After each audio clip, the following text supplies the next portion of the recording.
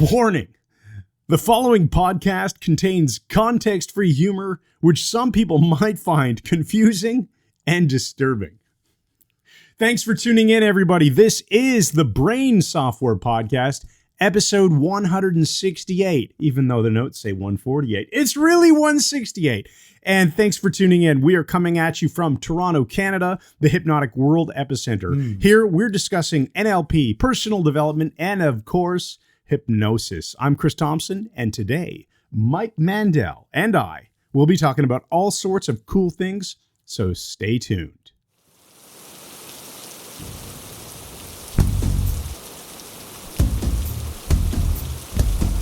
Good evening, everyone, and thank you for attending tonight's auction. As you know, in all of life, there's a softness once one circumnavigates the issue, and a deft restoration that can give us all an antidote to the sort of dysphagia that Jack Ruby often complained about. You're irritating me already. That being said, and indeed well said, I'm reminded of the words of the late Prime Minister Winston Churchill, who prior to being Lord of the Admiralty was known to enjoy a really nice sandwich from time to time. Thanks, but get on with it, please. We need the questions so we can start the podcast. Oft times it was a tomato sandwich, or even smoked salmon with cream cheese. Not interesting or relevant. Personally, though, I used to love the sandwiches we had in the war.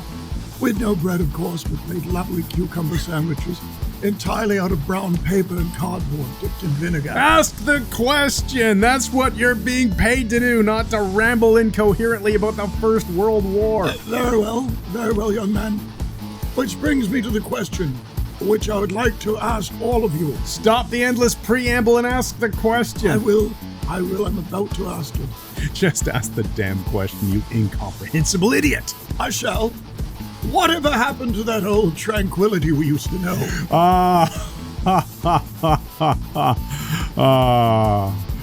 These are days of victory! Yes! So let's invite right now to the center of the world's most significant hypnotic studio, a man who's in the middle of yet another 72-hour fast. A man who cooks an awesome Thai curry. I've experienced it. And the only other person in this studio, Mike Mandel.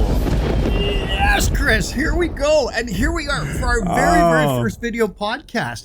Hoping it will not be our last. Yeah, this is hilariously fun. You're just slipping off frame, though. I noticed already. If you look at the free monitor, moral agent. Look, you could just sovereign see individual. you're just sliding out of my hand. Sliding in the slidery. Sliding in the I want to slidery. say for the record that Chris has built this phenomenal studio, and he has spent a huge amount of time today tweaking in the tweakery. You've been in there like Jack the Tweaker fixing things. It's fantastic. It's our first time. So the video is going to improve over time, of course, because our wonderful editor Ross is giving me all kinds of pointers on just improving the lighting. Anyway, all that said, let's get on with the show. Get on with the content. We are recording our first podcast in the year 2021. So every prior episode we had in the can, so to speak, last year before we all went on holiday and all that stuff.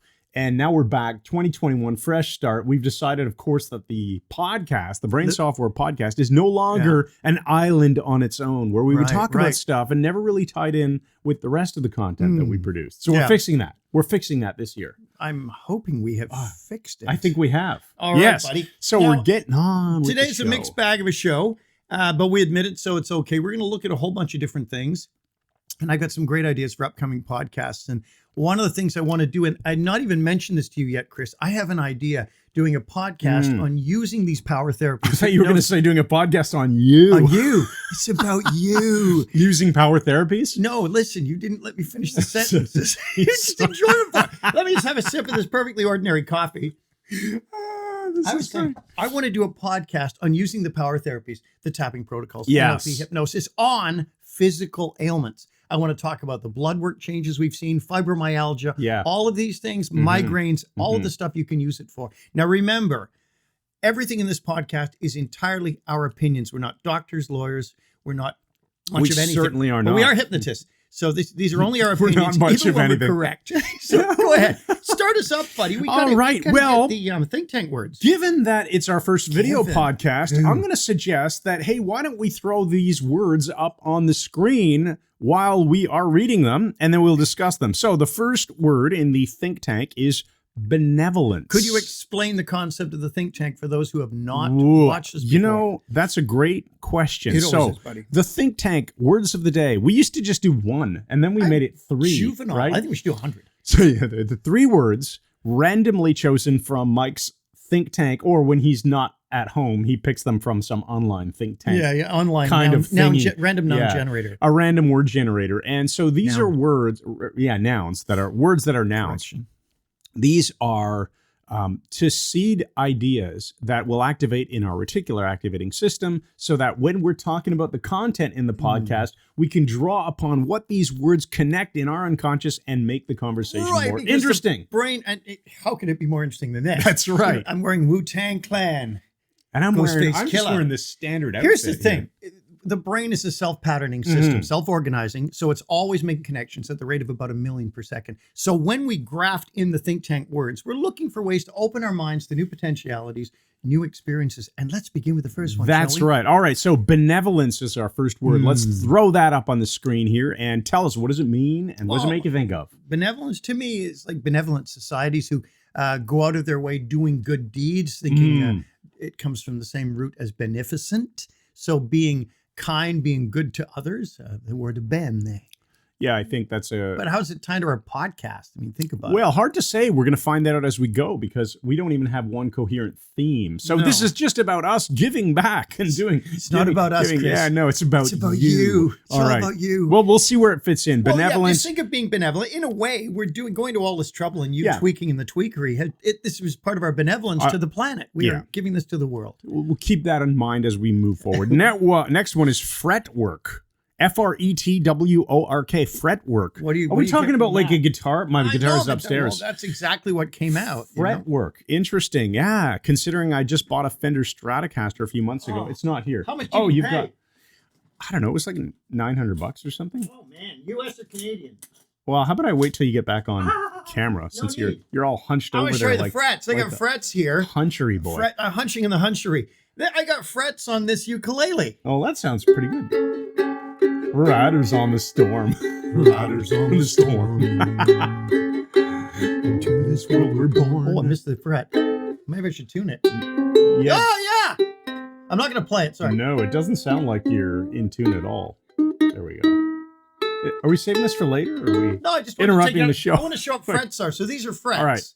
All right. So, Chris, how we have to apply fretwork to it. To me, frets are a clear demarcation of harmonics and so on. I was thinking the same thing. So you're getting a frequency, and then when you change where the fret location is, you're getting a different frequency. You're getting a clearly demarked change, losing interest of some sort. Yeah, okay. But it also gives you a hinge point where you in guitar playing and stuff, you get vibrato and all these other things and slides. So how do we say that? Well, they are physical demarcations that change can happen on. There we go. So what else can be a fret in your life, metaphorically? Are you having a breakdown? Moving to a new city. There we go. All right, I'm going to break down. Let's move on with that. I don't even know where this is going to go. This is going to be hilarious. Ultra modern. Well, I think we Third. know what that Okay, means. so word number 3. Throw up on the screen. Ultra modern. Technology. Modern. What else?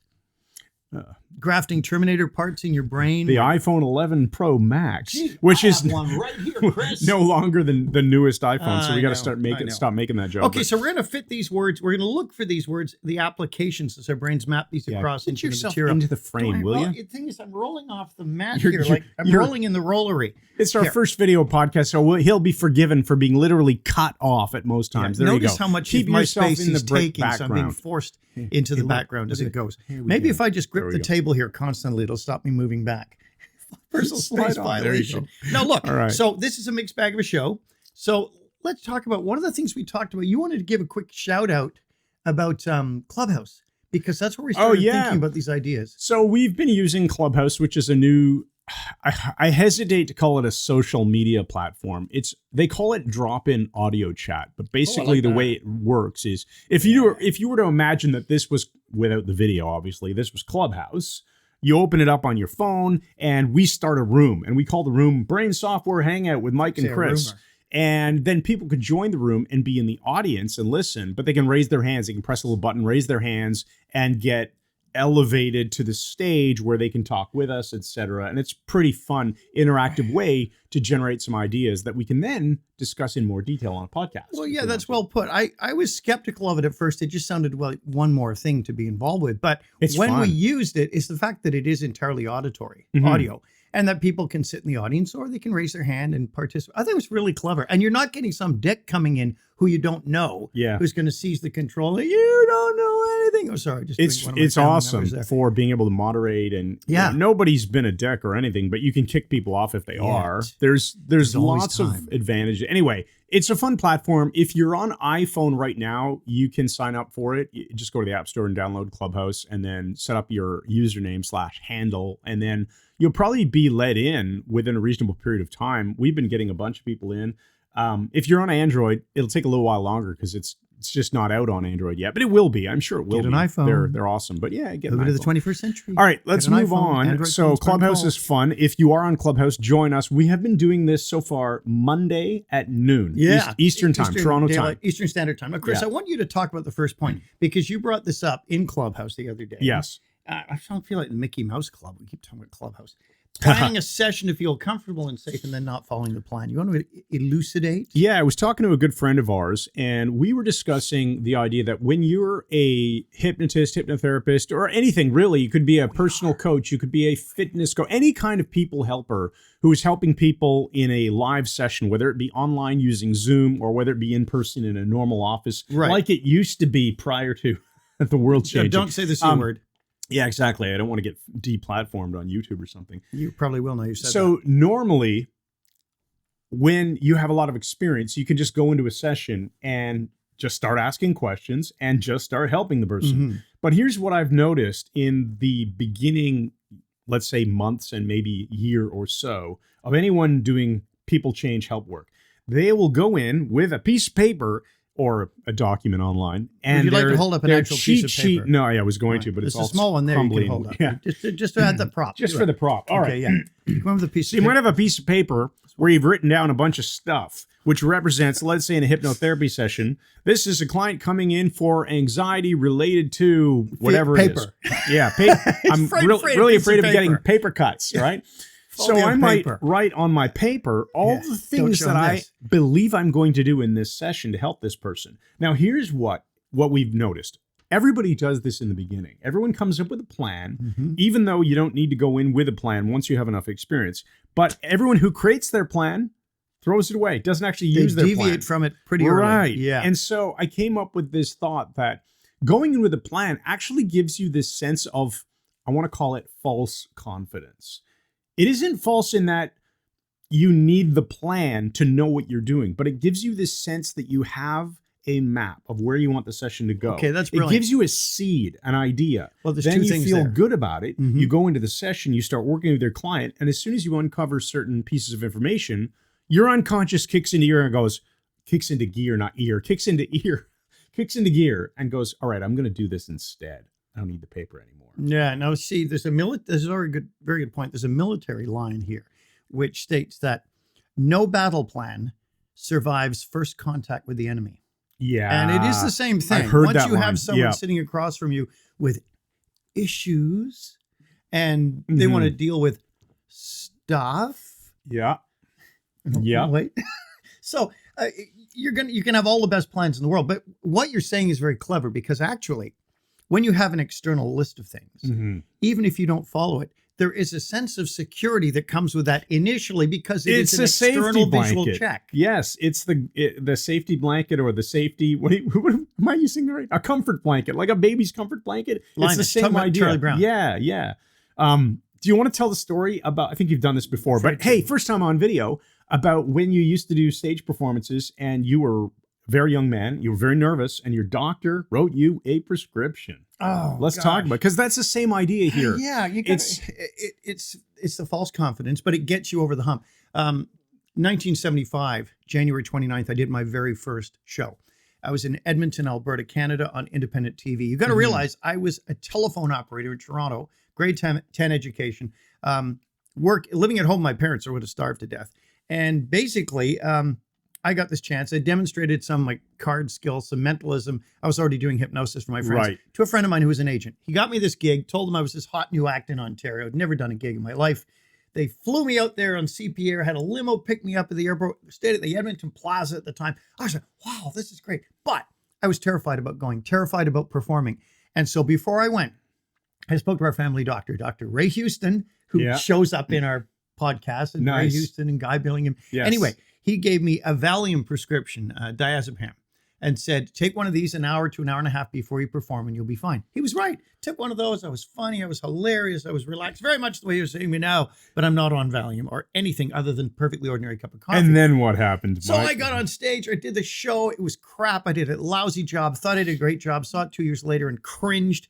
But that was January 29th, 1975. And then I kept taking these before I did shows. Started doing colleges, universities. And then I had a festival to do in Sault Ste. Marie, Ontario. What kind of festival? Their winter festival. And I had to work with 2 bands that were there and in 2 locations at the same hotel and do hypnosis mentalism shows. So the first night, getting ready as usual, suit up, put on my really inappropriate clothing, which I wouldn't even describe. They were so horrible. I would say if fashion law had been enforced, I would have faced a life sentence without hope of parole.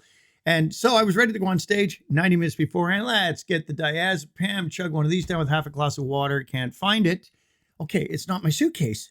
Oh, it must be in the zip up. The prescription isn't there. It's not in my carry-on. And have I unpacked it already? Checking the bathroom? No.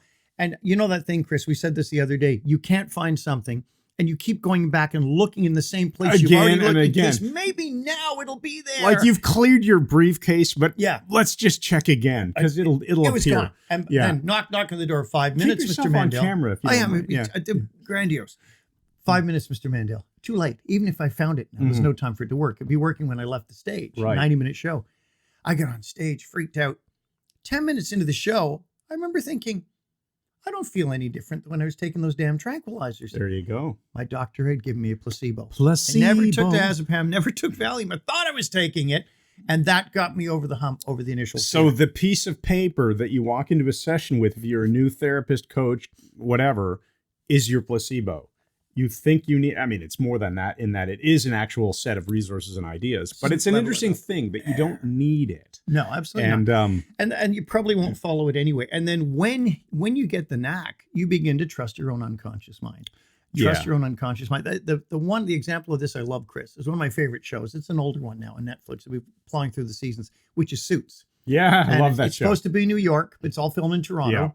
And Toronto subs as New York a lot of times. And my favorite character is Harvey Specter, the lawyer. Yeah. Here's what I noticed that I've not seen anybody else notice this. My wife hadn't noticed it.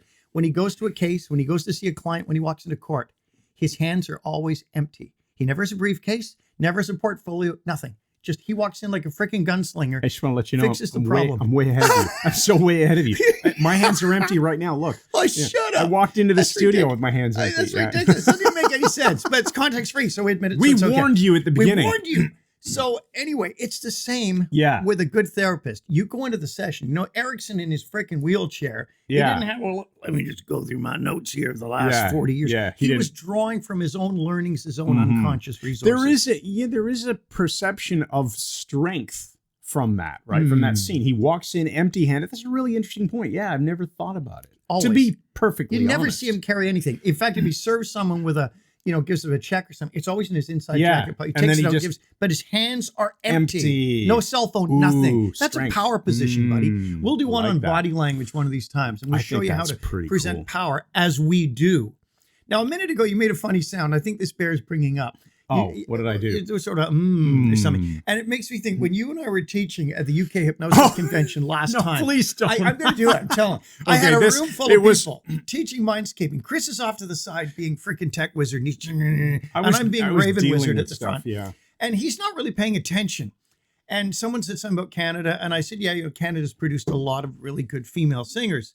And I said, like Shania Twain. At that moment, Chris sort of moaned.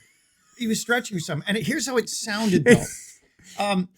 Canada's produced some really good singers like Shania Twain. And there was silence in the room. And I looked at him just horrified at this. And I burst out laughing. And then everyone burst out laughing. But it was really are you having a breakdown look I gave you that I think sold it. Hilariously strange timing. I think it was just like clearing my... it like was freaking something else, I'm telling you. Anyway, so let's get on to the next point here. Let's scroll down like Jack the Scroller. Yeah, as you're finding the next point, I'll just wrap up that the idea we want to bring to you is if you're doing client work and you start with a resource / cheat sheet / even like a detailed plan, it's okay. You will move on from there. It's fine. Because you are benevolent. If you want the best for your client, you want to be the best you can be for them. Regardless of all the stupid crap we talk, and there is a lot of it. We really do care. You know, when we work with a client, we really want them to have a great life. I know are we moving on to exiting conversations? No, Chris, we're not. We have bullet points. Yes, I know. Go through. So should you go in with a plan or not? Well, no, not. We can actually do your hand thing you're wrong. Yeah. The idea of going in with a plan, as I learned from you, what you're describing when people go in with a plan, it's the idea that, well, last time I had a client with a snake phobia, I did exactly this sequence of things and their snake phobia disappeared. So I'm going to do that. With this client today, too. And that, in a way, is basically turning the session into a script, which is the exact opposite of what we teach to do change work. If you go in to have a conversation with a stranger, are you going to map across exactly the same conversation that seemed to work the last time you talked to a stranger? That's exactly what you said to me yesterday. Probably it was the same conversation. Probably not, right? You're going to go with the flow. Yep. You're going to calibrate. You're going to react based on what is said or done, and you're going to be engaging and help the person in this case. And that's going to tell you, okay, it's not just a rewind technique here, or it's not regression therapy or ego state. This is something specific. You have to deal with a real human being. And you mentioned scripts. And although we sound like we're really down on scripts, we're not if they're used in context. Learning. A hypnotic script is great for learning. They're training wheels. Yeah. But you should not be reading it at a person. You're not interacting with them if you're staring at a piece of paper. Yeah, you're studying and learning. Just, whoa. This stuff really comes out. Now, so you said the problem of automatically applying something, work with someone else, the same issue. So talk about going in with a plan versus a list of resources or a box of tools, right? Yeah, you would obviously think that if you're a construction worker and you're arriving on the job site and your job is to build the interior walls, well, obviously you know what tools you need. You know you're needing a saw, a nail gun, screws, whatever, hammer, etc.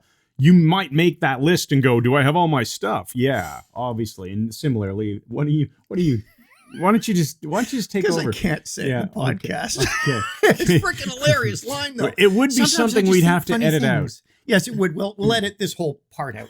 Right. So let's go on. I said, if we can trust our unconscious mind to run the therapy. Remember Erickson used to say, you can trust your unconscious mind. And then Tad James brilliantly said, because if you can't trust your unconscious mind, whose unconscious mind can you trust? There you go. All very Twilight Zone. But the bottom line is, you're trusting your unconscious to run the therapy. So can't you trust your unconscious to choose the therapy for that day? Well, absolutely. And I think that is something you learn to do. You learn to trust your unconscious to come up with the right tools for the job after you've done it enough times. Now, that's interesting because remember I told you, we said this in Clubhouse yesterday. Yes. I said, I had a client in Durham region years ago. This guy had pseudo heart attacks. He was in his 20s. Yeah, he was in his 20s. He'd think he was dying, having a heart attack. They'd call EMS. He'd be going out in an ambulance and saying to his wife, goodbye, I love you. Think he was going to die, get to the hospital, all his vital signs would be normal. He'd had about 3 of these. And it was freaking him out. And so I went in with a plan in my early days. This is 25 years ago. I went in with the idea, I'm going to do this and depotentiate the stress in his life. And it didn't work out that way at all. Instead, somehow my unconscious said something to me. And I said, you ever see one of those little trains on a round track? Well, first, though, you're missing the part where you somehow got the clue that his future heart attack was always right in front of him. Yes. He said, thank you for cueing that. Yeah. Otherwise, that would be... I don't remember. I just psychic powers. Yeah, he said something, I can see that I'm just going to have this heart, and he's pointing in front of himself all the time. So and you calibrated that. I calibrated That's why we're doing this on video now. And that's why he's explaining why we're doing this on video, and I'm explaining why he said that. So And that Okay. the oneness of it all. No way out. So I said, you ever see what the brain drops had just kicked in? Yeah. I said, you ever see one of those little round train tracks with a wind-up train? Goes around the And tree. he said, yes. He said, we had one around my Christmas tree when I was a kid. Yeah. I said, exactly. I want you to imagine one of those tracks in front of you at about eye level. And on that train is that picture of you having that heart attack. And he's like this. And he goes into state. And I said, I just give give him a little nudge. Give a nudge that's like Jack the Nudger. And this thing nudges around behind him. And that was it. That whole Problem solved. intervention took 1 freaking minute. He paid me a whack of And money. did he say thank you when you went, you're welcome? Yeah, you're welcome. No, I did not.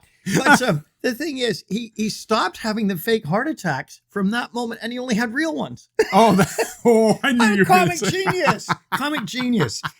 No, and he was fine after that. Absolutely Oh, fine. that's too funny. Okay, so Where are we going I from don't know. here? All right. Yeah. I said one of the reasons some people have this external sheet Yes. is because they have the NLP meta program of an external visual check. Oh, for so sure. I'm just springing this on you, buddy. Mhm. Tattoos are looking nice. I'm just springing this on you. How do you know when you've done a good job with something? How do you know? It's a combination that I feel internally, like Kinesthetic. what I've calibrated externally. Visually?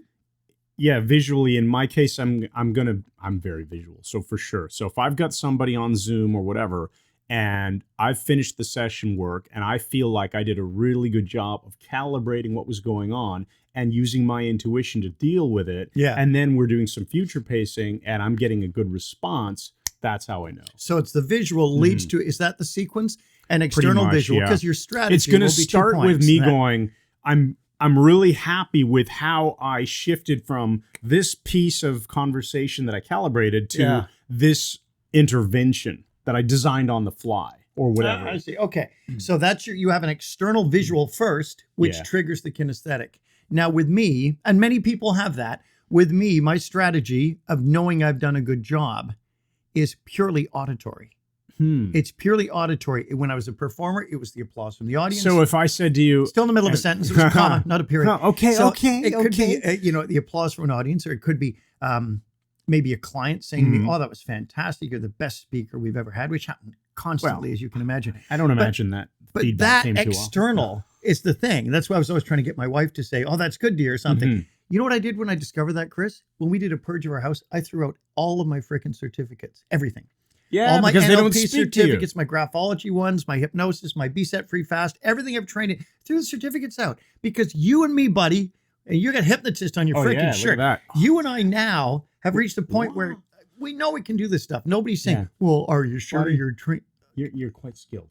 You're Thanks, very buddy. skilled. Thanks. I've got a bad cold sore starting, and Chris has a thing on his head. So we could, next podcast will be the special cancer edition. Oh, for Look at you. crying out I said to you, how's your head cancer working out? Okay, I've got a let's bit move of on. a zit on my. So yeah. auditory external check. Try to stay on camera there, but try We're really going hard to a stay on topic here. change right now. Okay, man. let's right do it. now. So let's talk about exit strategies. All And right. Your foot's touching. Oh no, it's Yeah, your slipper. I took my slippers off because we're in the Are they your case you're wondering, wife's it's the basement. socks? No, these are You got to show those to buddy. the camera. I've got okay. So They're your I daughter's will. socks. No, Is this I am going to granula show. or I'm going to build. Tedesco There's a socks? build up to this. Okay. All right. So first of all, I thought about this being a hilarious intro to our podcast. Mike, I'm a rebel. You know how I know? Because I'm wearing the left sock on the right foot and vice versa. Now, Wow. these socks were given to me by a company called Blitz Metrics, and Dennis Yu and his team over at Blitz Metrics Yu. are awesome. And anyway, I guess they sent these, they probably sent these out as a gift, and they have pictures, you can't tell from here, but they actually have like a picture of me all over it. Like, What? yeah, you can't tell really. No, because they don't. Okay, there's the face. Oh, it is you. That it's Oh, my that's face hilarious. all over the. But these are the most comfortable socks, honestly, that I've ever worn. I Yeah. love them. They got refund written when I all over put them. them on this morning. I got the right on the left foot and the left on the right foot because you can't put two Okay, socks well, let's on talk about one this for a foot. second. I've There got we nice go. these indoor Bruce Lee sort of slippers on in case I got to They kick are- them in the they pouch. But I've also got these wonderful black normal socks on, which is the point. You know, the people audio only are going to go, you guys are screwing up this podcast because this is not We'll fun edit at all this out. We'll edit this out. So, Chris, talk about exit strategies. Okay. You pre-frame it. I'll have some more of this. So coffee. there is this idea that Mike, you and I were talking, and the work up to this was I said, a lot of the times, ever since we started this business, I have not wanted to do phone calls or meetings with people because I think through my corporate life, there was so many bloody meetings and phone calls all the time that as soon as I became self-employed or co-employed with you, I didn't need to. Don't need to. Everything's online. Don't need to do phone calls. Don't need to do meetings. So once in a while, need to do this. I'll do one. And I'll actually really enjoy it and go, wow, I just spent an hour talking to one of our students or who has become a lot of our students end up becoming very good friends of ours. And I'll do a 1 hour Zoom call and go, man, that was terrific. I really love that. Why don't we do more of that? And we somehow got onto the idea that conversations and meetings are great, but when the purpose for the meeting has been fulfilled and all of a sudden everyone can kind of tell, right, that there's no need to carry on anymore. And if the other person doesn't accept the obvious exit strategy, you just go in circles. I'm trying to find an exit strategy from this conversation right now. I know you are. So we wanted to talk about some natural ideas that you can use to exit conversations. So if you tend to be in meetings that go on too long or phone calls that go on too long or in-person meetings. Ken Sweatman conversations. How do we get out? Point. Now, let's take note of something you said here, which is very significant. Chris has pointed out that he does 1 hour free Zoom calls for our students. So just write to him, Chris at MikeMandelHypnosis.com. There you go. Yeah, that is my valid email address. Or you can write to Mike at MikeMandelHypnosis.com. Or if you ever want to hit us both, info at MikeMandelHypnosis.com. That was the original, and that goes to both of us. So let's talk about strategies. So like when we're talking to our excellent students, there's no exit strategies. We got some great students. But sometimes, guys, when you have it could be in person, and it could be on Zoom or Skype or whatever, and you just want to end the damn thing. Yeah. And one of the things, a great one let's start with in person. A great trick that CEOs use when they're busy. Yeah. They have a meeting in their own office. They're sitting behind the desk, and some dink is presenting this new windshield wiper that's made of, apricots or something, and you can eat it when it's ready to be thrown out. And the CEO's bored to death with this. I just want to say how much I impressed myself with that hilarious line. Yeah. And no one else saw. And then all he does when the meeting's over is he stands up. Yeah, he doesn't say the meeting's over, just stands up. And everyone else goes, whoa, I guess it's over. And they stand up and leave. Just don't demonstrate because it looked really awkward on camera. Yeah, I'll crash into this and then they'll think it's over. But stand up to show it's over. We like the imaginary phone call. By the way, the imaginary phone call is great, but also with the CEO standing up, another thing that you can do, if it's not appropriate to stand up for whatever reason, you can start your meeting with an open notebook. Now, I remember this in university. When a class was about to end, and the professor seemed like he was just going a little too close to the line. Here's what the students would all start doing: closing their notebooks. When you close your notebook, it says you're boring me. Well, it says the class is over, right? Yeah. So if you're in a meeting and you need to send a signal that it's about to end, but you don't want to be rude, just close your notebook. This is wonderful. I like that because that's actually on an analog scale. It's not it's open or it's closed. Yeah. You can close it with varying degrees of volume. Violence. That's right. So the louder you close it, the more irritation you're showing, and the sooner the person will stop the Ken Sweatman story. That's fantastic, buddy. Just I like it. I like that. What else have we got? Now, the imaginary phone call is a great one. I fall back on better this. for strangers. Better for strangers, but it's sorry, they think it's vibrated. Nobody knows. Yeah, they can't tell. And you just, hello? Give me 2 minutes. Give me 2 minutes. I'll clear this up. I'll get right back to you. Thanks. Bye. Perfect. Now you're telling the person, easy out. Shut up. Stop talking, please. Yeah. I like to use this when someone annoys me. And I've done this on you, I think, actually, only once. This is called the Henry Kissinger intervention. And I've done some study here. You've used that on me a lot. You must say Henry Kissinger. No other name is as funny for this. And it really puts some idiot in his place. If someone's just bothering you and going on, making jokes at your expense, could be in a room full of people, and I give you this for free. You pick up your phone like it's vibrating in your pocket. Hang on. Yeah. Uh-huh. Okay, thanks. Now notice I do the sweeping of the eyes, which really adds to the effect as you're listening, like you're processing.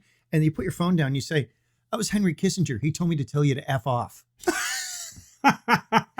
He told me to tell you. It's the simplest possible wording. He told me to tell you, beep. Yeah. There you go. So it's a great pattern interrupt. Now, not to use on your friends, unless they're named Chris Thompson and your best friend's Mike Mandel, and it's common and expected. Buddy, you can also create or break rapport at will. So if you build rapport with someone first, if it's an important meeting, or just somebody doesn't know how to have an exit strategy, build rapport first. Then as soon as you break rapport by radically changing your posture, just like the executive, but you're just changing your posture, even sitting down, they'll know it's over. Yeah. You've got some great ideas for Zoom, though. I want to run through a few of these. I want to let you know we're about the 36-minute mark right now. I believe we still have a commercial break. So why don't we kind of wrap up after going through a few more of these exit strategies. So first of all, we talked about the desk situation. So if you're not in person, but you're on Zoom, one thing that you can do if you need to end the meeting is, so imagine, I don't know if I'm going to bump into the background. In case you're wondering, not real brick. So I won't hurt myself. That? But we're in a bomb shelter. You can,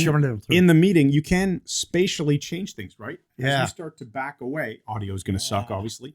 But you'll send a signal that you're distancing yourself from the meeting and it's time to end. The other thing, we talked about how you can actually pre-frame right at the very beginning of a meeting that you have a hard stop. So if you come in and you say, hey, I'm so glad we could get together. I just want to make sure this is okay with you. I've got a hard stop at 12:30. I've never even heard that term before. It's a business sort of term, right? Yeah. Just means, hard stop instead of a soft, right? Hard stop. Like I absolutely cannot go past 12:30. Right. So then when you're coming up on it, you can say, just want to check in. It is 12:25. I've got a hard stop in 5 minutes. Or did you get everything you need out of this meeting? That can help segue towards the end. The other one, who brought this up on the Clubhouse call yesterday? The simple idea that you can actually, it was Ron. It was Ron, our friend Ron. He said, you can just check in and say, so are you getting everything you needed out of this, right? This is a check for, it's a yes set, basically. You're looking for a congruent answer. When you get that congruent, yes, I do. That's wonderful. Awesome. I'm so glad we were able to make the time.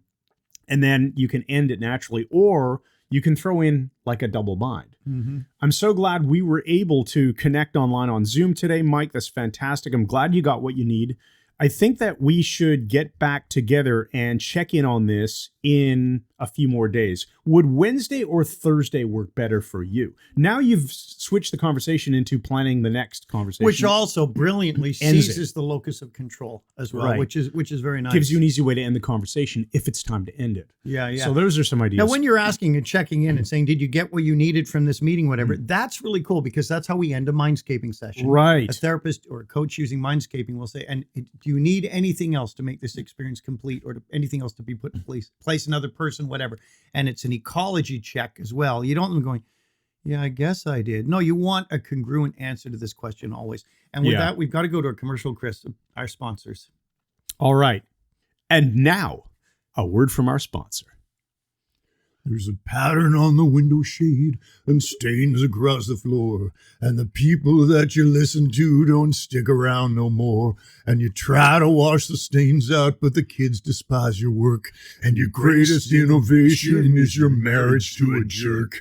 And there'll never be a prom night 'cause the sky is bleak and gray. So you argue with authority no matter what they say. Though the bells of last year's holiday don't jingle when you walk, you're still sitting there just stuck on hold with no one that'll talk. The chrysanthemums are lonely and the shade of pink is wrong, and the hornets might just sting you if you try to sing that song. So you wash your hair in kerosene and brush your teeth again. You'd love to write your memoirs, but you just can't find a pen. There are snails in the cabbages and laundry on the line. And though it's only 9 a.m., you pour a glass of wine. And you warm another sausage in the cast iron frying pan. But the crows won't even eat it, so you serve it up to Stan. And you know that he's a lunatic who never really cared. And you sit out in the garden in that rusty kitchen chair. There's got to be an answer to these questions in your head. So you start to reconsider all the things you wish you said. So I say, Jenny, Jenny, Jenny, I think it might just be time to sell some of those old baby clothes that are too small now at the church rummage sale where you once got a handout and put the $40 safe and sound and hidden underneath that pile of bricks and debris in the shed where Stan never goes. And you should take the money and use one of the kids' bikes with the banana seat and the high bars and slip quietly away over the railroad tracks, being careful of the pit bull over by the abandoned brick factory, and then make that sharp turn to the right where the milk store used to be before before it burned down due to arson and head down that slippery slope of an alleyway full of rainbow gasoline puddles next to the bail bondsman and kitty corner to the pawnbroker and down the stairs below the biker bar and pick up a smooth one for yourself. Jenny and the Smooth One, tonight at 11:04 p.m. on the Lady Melbury Network. All right, Mike, where are we going from here? It's been a long episode. It has, buddy, but it's a damn good start. I would like you to go to the empowering questions for today. All right. So we have our empowering question for episode 168. Yes. Since we're well into 2021, ask yourself what you will do differently than last year and what abilities will you need to make changes in your own life and to secure your safety and prosperity for the rest of the year. Ask yourself what your word is for 2021 and what questions you will use to support it. Fantastic. I love how you threw support in there. We threw support. Yeah. Since it's your my word of the word. year. Put it in for it, Yes, buddy. I appreciate always thinking that. about my friends. I think. I've got a Meta 5 for you, and it's kind of a funny one. I've never told you, I don't think. And this is called The Rental Car and the Door That Wouldn't Unlock. Uh-oh. Years ago when I was working... Sounds like something out of Seinfeld. when I was working with Backwards Bob, and he used to write backwards, talk backwards. He was in the Guinness Book of World Records, and he memorized all the capitals and areas and populations of everything in the world. And we'd have a blast doing our show together. He was another Brit. We hung out and traveled for 6 years. Well, we're always sort of vying for attention with our audience. And we had a rental car one day, can't remember why, an Oldsmobile, electronic door locks. But when he got to his side, the driver's side would not open. He did the driving. The only way it would open was if he keyed my door and then I opened his. Right. With the automatic lock, with the indoor locks, right? The electronic locks. So we get to this high school. We do this kick-ass gig. The kids are standing ovation. It's like Sarnia or Windsor or something. The car is parked outside and they follow us to the car. Yeah. And the kids are crowded, high school girls and that crowded around the car. And we're the freaking rock stars of hypnosis and mentalism and talking backwards and memory. We get to the car and I walk around to my door and he walks to his. And he's about to put the key in his. And I yell, Bob, aren't you forgetting something? He goes, oh, sorry. Walks around the front of the car and unlocks my door and lets you in. And I sit down and just reach over and click his door. And everyone waves and we drive away. And I said, have you any idea how that looked to those kids?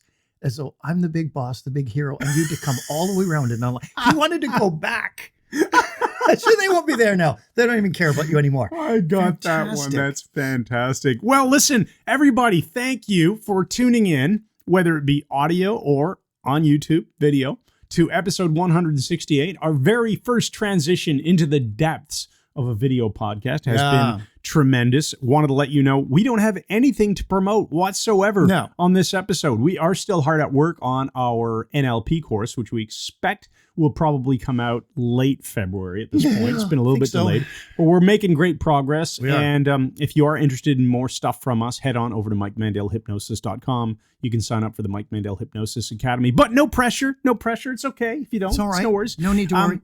This is always here and free and awesome, and we look forward to your ideas, your comments, your critiques, your criticism, and your compliments, of course. So excellent. And we're going right to reverse engineering our exit song. And let me just say, the show is definitely over. Thanks again, and good night.